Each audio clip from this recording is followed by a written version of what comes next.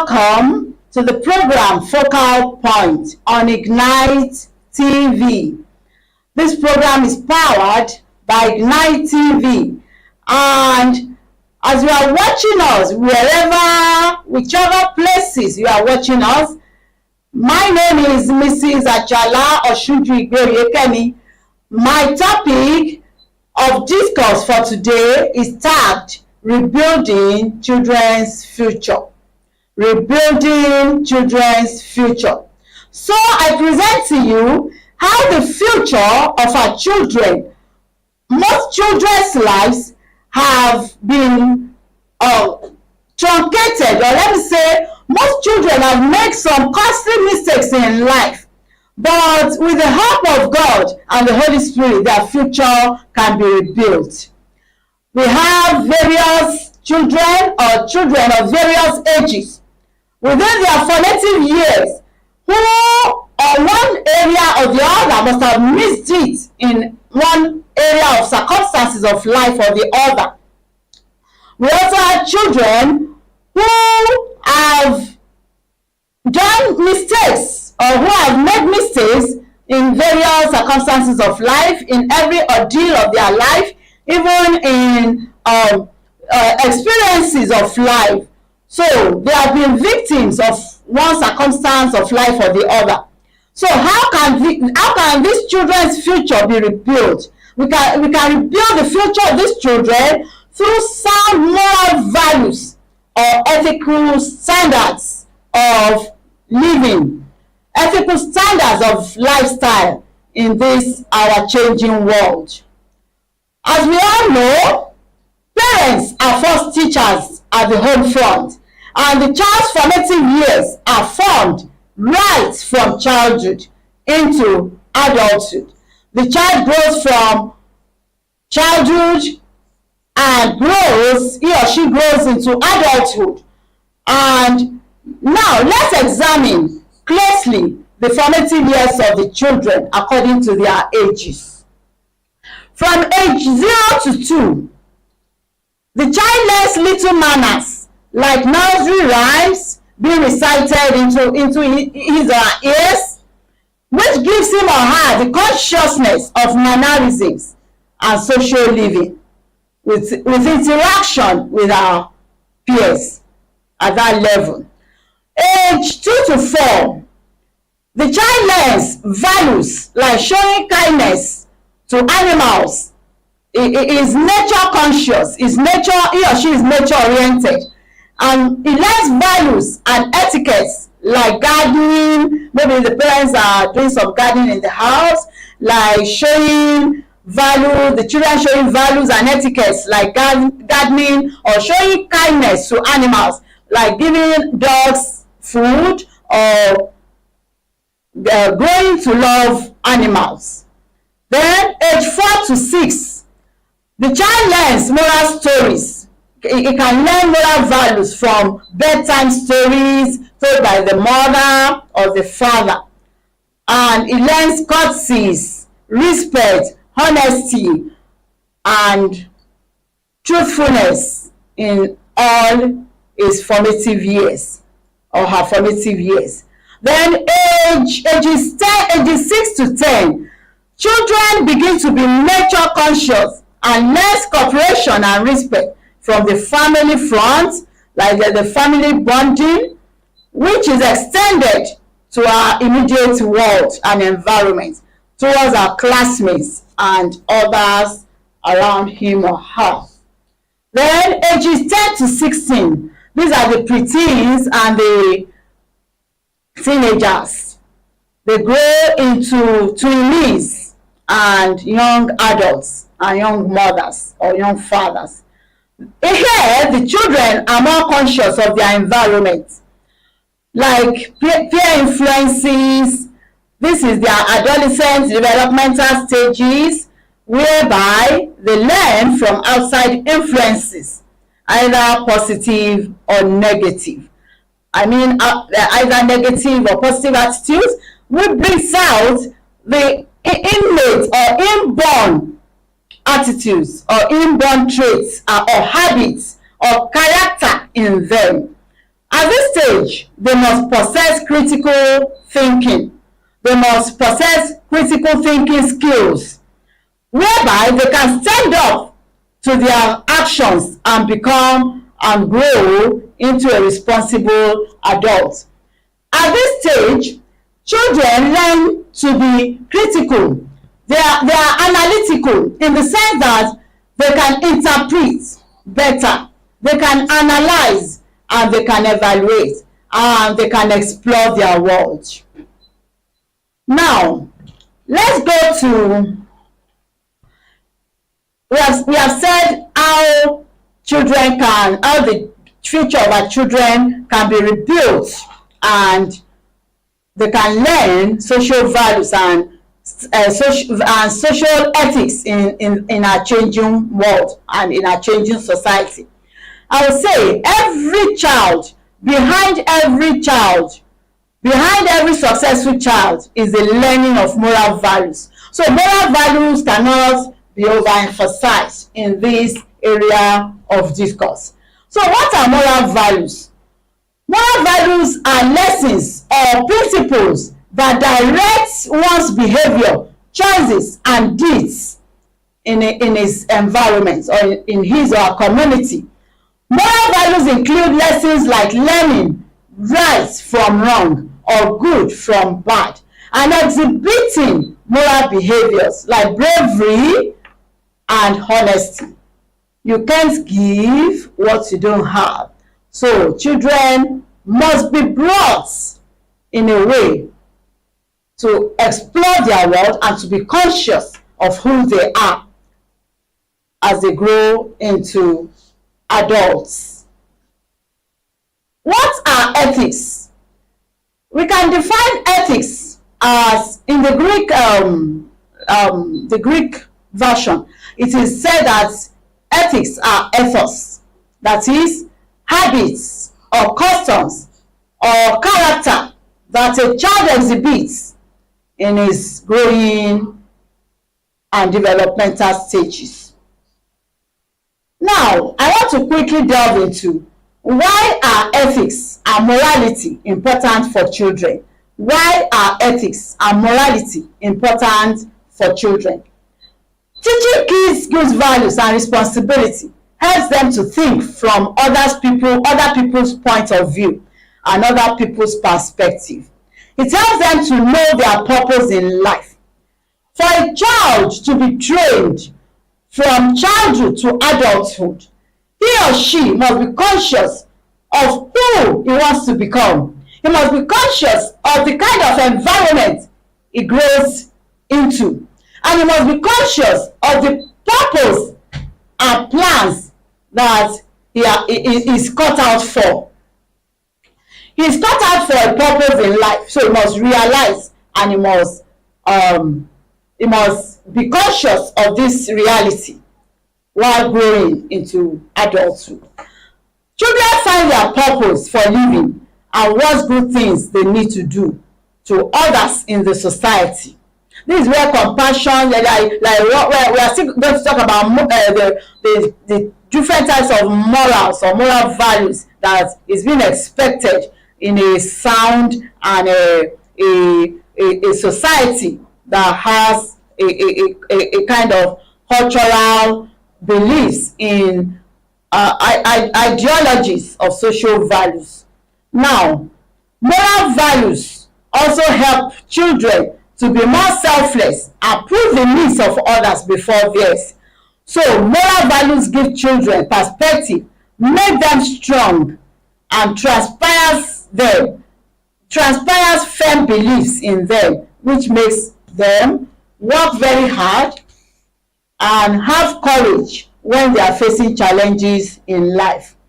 Every day we learn about the pressing concerns, different concerns, the adolescents falling victims of child abuse, child molestation, rape, and robbery or theft. So we have these pressing concerns that youth face today, such as anxiety, stress, depression, suicide mission, and whatnot. So what are the importance of values and ethics in moral development of our society? Ethics and values make an individual aware that their choices have consequences both for themselves and for others. So ethics and values build credibility, leadership skills, improves decision making, and provides long-term gains and benefits for those that observe these values and put them into practice. So ethics and values help in satisfying basic human needs. So ethics and values are very crucial for a human being when it comes to personal and professional success. The human being, as a social animal, has to follow certain social norms: truth, non-violence, benevolence, humility, truthfulness. These are many qualities in this limit of our society. So, to maintain a good relationship, either with our partners or families and friends, in our workplaces or anyone else or anywhere, this ethics plays a great role in human life and human endeavors. Ethics also shows human behaviors and their background, that is, the way they had been, the way they had been in the past and the way they had been brought up. This is morality in the real sense of it. Your habits, your character, and your attitude determines your altitude. So the English expert said that your attitude will determine your altitude. And a psychotherapist said once that success is a targeted effort guided by discipline. So children need to cultivate these moral values and high societal standards for their all-round development as humans in a changing world. Every individual should have manners and ethical principles to live a life worthy of emulation and a reputable life. We have work ethics as well. We have professional ethics. We have code of conduct in an organization of the society whereby we live in. So the upstanding values and ethical morals or moral standards are easy to recognize, as is the organizational or societal standards which they employ in value-based business decisions and ethical guidelines. These must be adhered to by all and sundry. All these are benchmarks for successful organizational goals.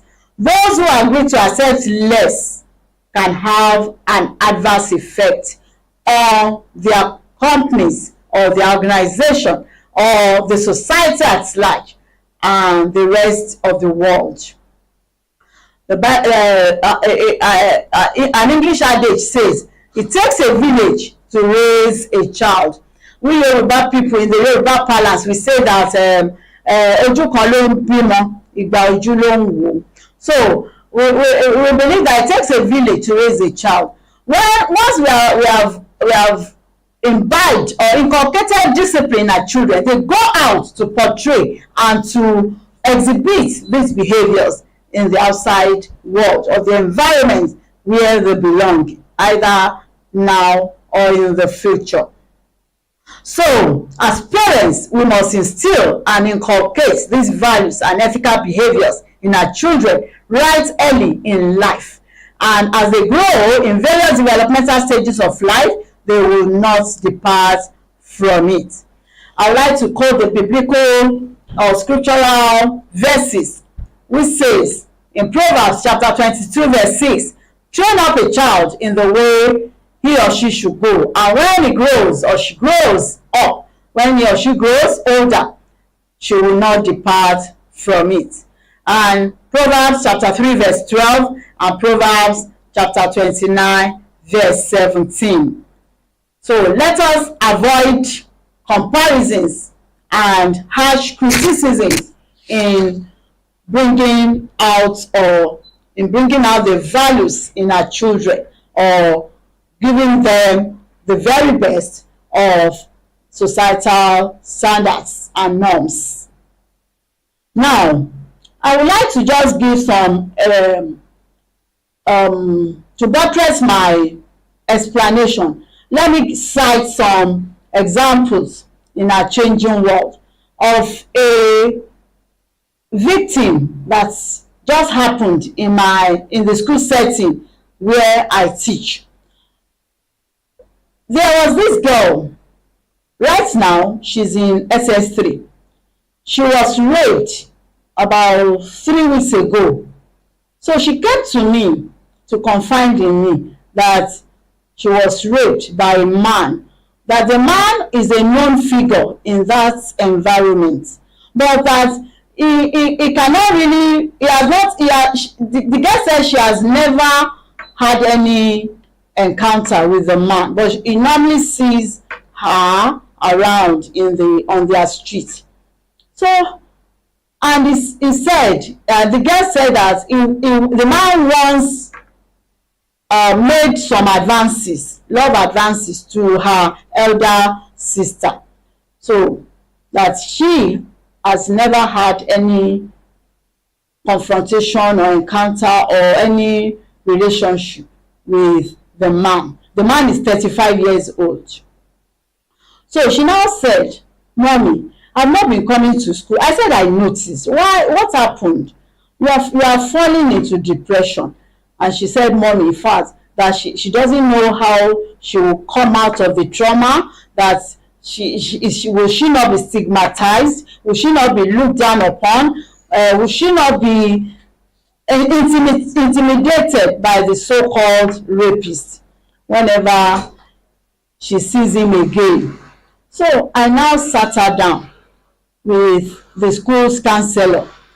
I called the attention of the school's counselor, and the two of us with the girl, the counselor said our own part, counseled her, and gave her some tips that she should be very careful, that she should not be too forward, or maybe she should keep herself pure. She should not be discouraged, and she should take life as it has come and forge ahead in her studies. That her studies, when she makes it in life, she will forget the past, and she will be a voice to be reckoned with, having that experience and becoming a victim in that area.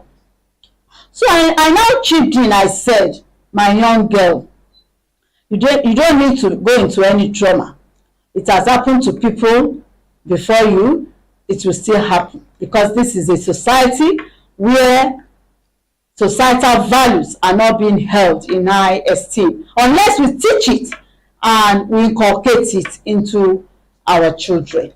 So I now encouraged her and now gave her the number of an NGO who has been a therapist and a voice and an example in this experience. So I collected the number of the dad, and I collected her number.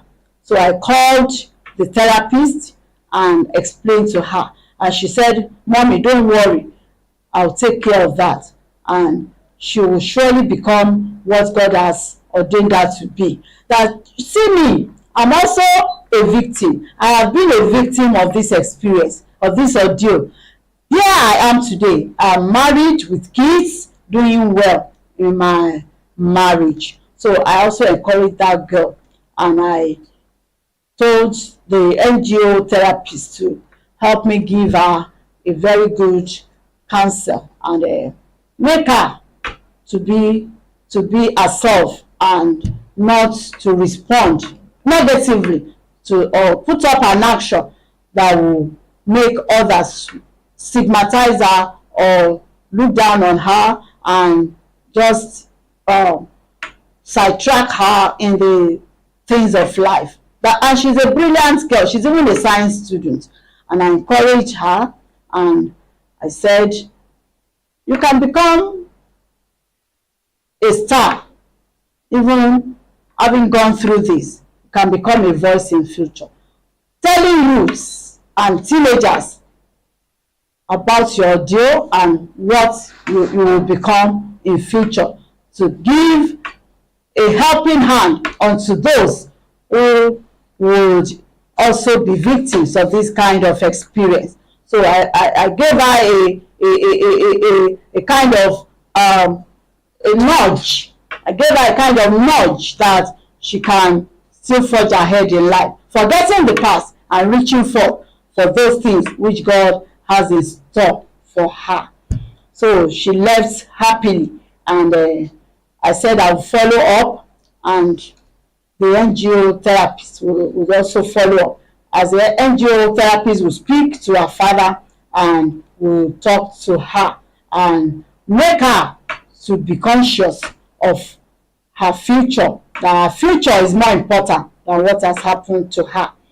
She gathered herself together and forged ahead in her studies. So we close the chapter. She was happy and she has started coming to school regularly. So we have a lot and lot of examples like that. There was an example also of somebody who, when we are talking of honesty, we English experts, we say honesty is the best policy, and honesty is the best legacy. Honesty is the best legacy we parents can give to our children. So I said I was giving, I gave this topic as a story in one of my essay lessons in school. So I said, write a story which illustrates the saying, honesty is the best policy. And I gave a viewpoint on that ground. I said, you know, my students, that honesty still pays. Honesty pays off, even in this changing world of negativities, where negativities are being recorded by positivities, where bad deeds are being encouraged over the good deeds of human lives. So let your lifestyle portray honesty, I told them. And I said, there was this woman that I read about. She just came back from the US. As she was getting to the airport, all her bags and luggage were checked in, and she took a cab, left for her home. On getting home, she discovered that she left behind a particular bag which contained all her documents, including her bank account documents, certificates, and some other important and other important documents. So the driver that took this woman was not aware that he left the bag inside a corner in the car. So as when the woman got down, the driver forgot to bring out the small bag from the corner where it was put in the car when they were checking in the luggage. So the driver, on getting home, discovered, when he was searching out the car, maybe trying to wash the car, and he discovered that a bag was there, lying there. So the driver, he now traced back. He traced the woman's home back to that apartment where the woman lodged. So the next day, the driver took the bag to the woman, and I want to tell you, that was the beginning of a turnaround for that driver. The woman engaged her in a company, gave her children scholarship. That can we still find some honest people like this in this our country? It was indeed a plus to the integrity of this driver, and that attitude, that honest attitude, changed the story of that man entirely. So I now told the students, you too can be better. Make this world a better place. Give your quota, contribute your positive influence, Be a positive influencer of your world, and let's have a changing world. The change starts from you and me. Let's start from our home front. Let's start from our nation. Let's start from our communities, and we'll have a better world. Now, I'm rounding off.